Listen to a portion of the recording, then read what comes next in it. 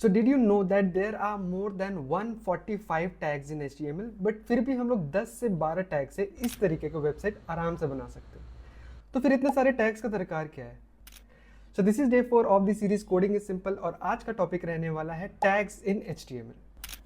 So basically जो tags है ना, वो ब्राउजर के अंडरस्टैंडिंग के लिए होता है कि कौन से एलिमेंट को किस वे में ट्रीट करना है वेबसाइट के अंदर।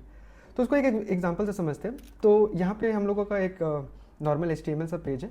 तो यहाँ पे हम लोग दो चीज़ लिखेंगे, क्लिक मी 1, ठीक है, और नीचे में हम लिखते हैं क्लिक मी 2।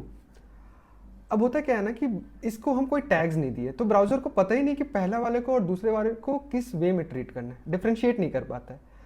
तो अगर मान लो कि हम लोग को नेक्स्ट जो क्लिक मी 2 है उसको एज अ बटन ट्रीट करना है, तो उसको हम लोग बटन टैग के अंदर डाल देते हैं।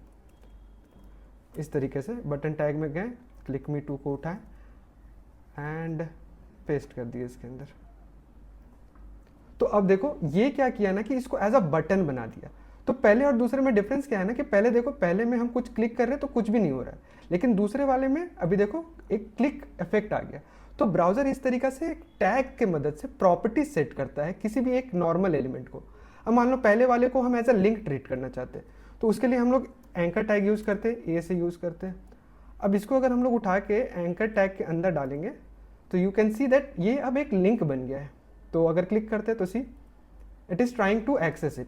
तो बेसिकली टैग्स क्या करता है ना कि प्रॉपर्टीज ऐड कर देता है कि किस एलिमेंट को क्या प्रॉपर्टी मिलना चाहिए, और बेस्ड ऑन दैट ब्राउजर उसी तरीके से उसको ट्रीट करता है। एंड स्टार्टिंग में ना 10 से 12 tags are enough to get you started, और जैसे जैसे प्रोजेक्ट का कॉम्प्लेक्सिटी बढ़ेगा कीप ऑन एडिंग टैग्स।